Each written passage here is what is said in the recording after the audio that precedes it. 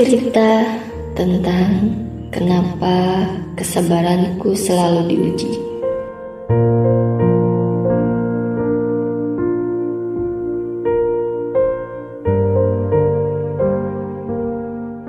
Mencoba flashback ke belakang, saat itu kegelapan dan kesedihanku telah hilang karena seseorang datang yang selalu membuatku happy kembali.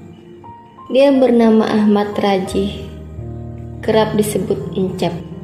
Saat itu aku tahu dia mempunyai seorang kekasih yang bernama Purwanti.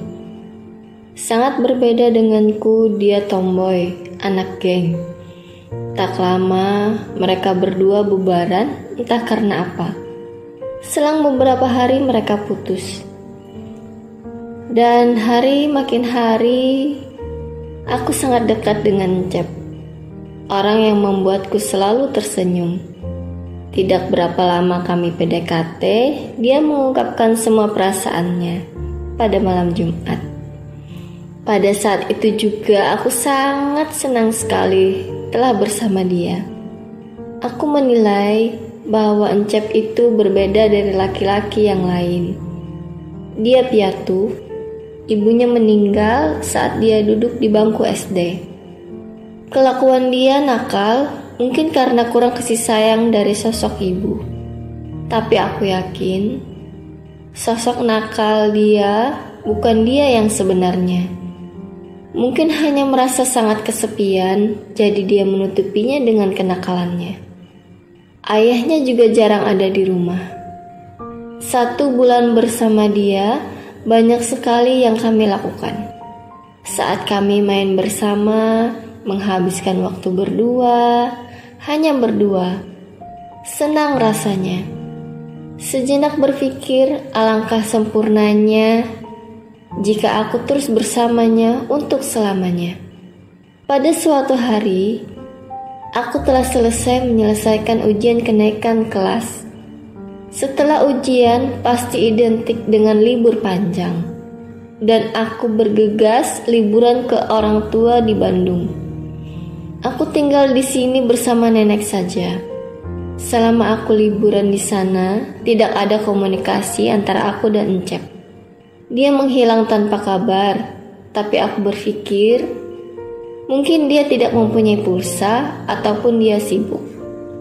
Keesokan harinya, dia masih tak ada kabar. Tak lama handphoneku berbunyi. Suatu SMS datang dari salah satu teman kecilku di kampung halaman, bahwa dia mengatakan melihat Encep bersama perempuan lain pergi ke pantai, hanya berdua. Saat itu aku kaget dan tak menyangka. Mana mungkin dia bisa melakukan itu? Aku masih tak percaya dan aku terus mencari cerita itu fitnah atau fakta.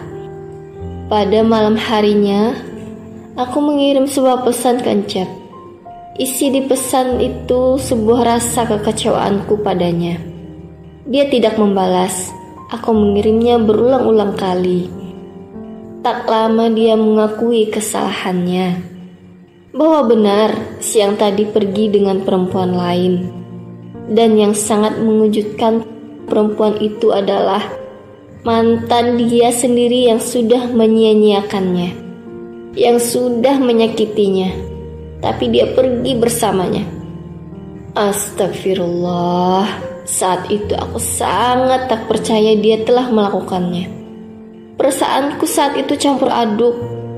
Ada rasa kecewa, kesal, dan hal lainnya. Hubunganku saat itu sedang di ujung tanduk yang akan membuat kita bubaran.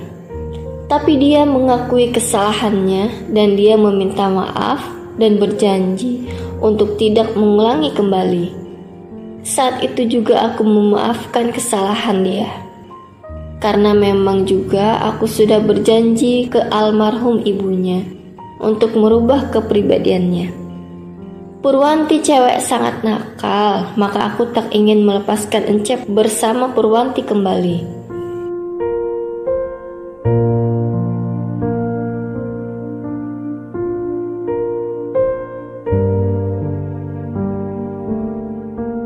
Keesokan harinya hubunganku baik-baik saja seperti semula. 1 minggu telah berlalu dan aku bergegas untuk pulang ke kampung halaman pada hari Minggu pukul 5 subuh dan sampai pukul 12 tengah hari zuhur. Senang rasanya telah tiba di kampung halaman. Liburanku sisa 1 minggu lagi. Karena waktu itu aku berlibur panjang selama 2 minggu. Hari Senin sampai dengan Sabtu aku menghabiskan liburan bersama teman-teman. Dan pada hari Minggu liburan terakhirku liburan bersama Encep. Kita mengunjungi salah satu wisata yaitu Citumang, salah satu wisata air yang banyak dikunjungi orang. Ada juga wisatawan asing yang berkunjung ke sana. Aku melihat banyak sekali orang-orang yang berenang menggunakan pelampung untuk menelusuri sungai yang ada di sana. Alangkah bahagianya mereka, aku hanya bisa melihat karena saat itu aku tidak membawa baju ganti. Saat itu Encep melihat mimik wajah dan mataku yang sangat serius, melihat orang sekitar. Dia tahu bahwa aku ingin sekali seperti orang-orang lainnya. Dia bertanya, "Kamu ingin berenang?" Saat itu aku hanya bisa menganggukkan kepala dengan wajah yang sedikit sedih. Dia pun berkata, "Minggu depan kita kesini lagi ya, kita berenang." Aku hanya bisa mengangguk dan tersenyum bahagia. Akhirnya, nanti aku bisa berenang di tempat indah itu. Saat kita sedang asyik bercanda, aku melihat waktu telah menunjukkan pukul 3 dan kita berdua bergegas untuk pulang. Saat dalam perjalanan pulang, sedikit sekali kita berbicara, karena aku sangat lelah sudah main seharian bersamanya. Saat dalam perjalanan aku memeluk dia sangat erat, dan aku tidur di pundaknya. Aku berbicara dalam hati, "Ya Allah, sampai kapan aku bisa memeluk dia, bercanda dengannya seharian?" Sangat nyaman rasanya. Aku gak mau kehilangan dia, ya Allah. Ketika telah sampai kita pulang ke rumah masing-masing, malamnya tak ada komunikasi. Karena aku sangat lelah. Setelah Isya, aku langsung tidur. Mungkin dia pun seperti itu. Hari makin hari cepat berlalu. Aku sangat tak sabar menunggu hari Minggu. Tapi aku salah besar. Ternyata semua keinginanku tak mungkin tercapai. Karena aku mengetahui dia telah mengkhianatiku. Dia menduakanku. Lagi-lagi mantannya, si Purwanti. Ya Allah, aku sangat tak menyangka. Saat itu tubuhku kaku dan tak bisa apa-apa. Semua terasa lemas begitu saja. Semua hilang, semua hancur, semua berantakan hanya karena perempuan itu. Ya Allah, kenapa dia setega itu? Kenapa saat Encep ada di sisinya dia mengabaikannya, bahkan menyia-nyiakannya? Ya Allah, saat itu aku sangat kecewa. Kenapa orang yang aku sayang dia tega melakukan hal itu tanpa memikirkan perasaanku? Hati dia bagai iblis. Hari demi hari aku mencoba untuk melupakannya. Tapi kenapa 20 dari 100% sedikit sekali aku bisa melupakannya? Hari demi hari juga aku telah bisa melupakannya. Namun belum untuk kenangannya.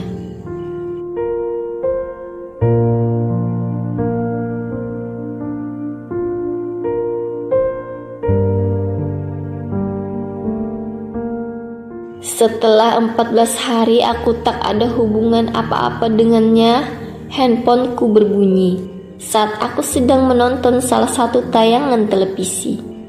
Salah satu telah mengirim pesan padaku. Orang itu adalah Encep, orang yang telah menyakitiku. Dia berpesan dia sangat menyesal, tapi aku mengabaikan semua pesan yang dia kirim.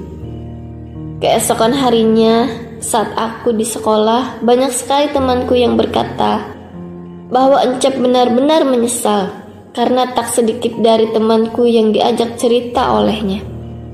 Saat aku telah pulang sekolah, sejenak berpikir, Apakah dia benar-benar menyesal, apa hanya omongan saja?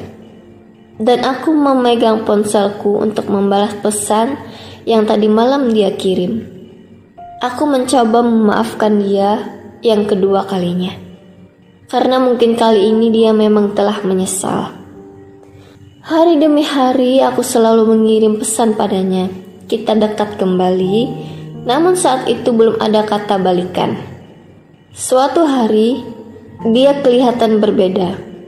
SMS-ku hanya dibalas beberapa saja. Sikap dia menjadi dingin. Kenapa dia berubah lagi? Aku terus mencari tahu apa penyebabnya. Keesokan harinya, salah satu temanku mengatakan bahwa Encep telah mempunyai kekasih baru. Aku sedih, kecewa untuk yang kesekian kalinya. Jika dia mempunyai kekasih, lalu untuk apa dia mendekatiku kembali? Dia bilang dia menyesal dan lain-lain. Apa dia hanya berniat untuk memainkan perasaanku saja? Lebih mengagetkan lagi, pasangan baru dia adalah temanku yang selama ini aku ajak curhat tentang dia. Dia tega melakukan itu semua, sedangkan dia tahu bahwa aku masih sangat menyayangi Encep.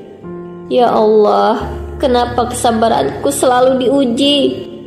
Cukup ya Allah, cukup. Saat itu kebahagiaanku rusak karena Purwanti. Setelah perempuan itu musnah, kenapa datang perempuan lain yang mengambil kebahagiaanku?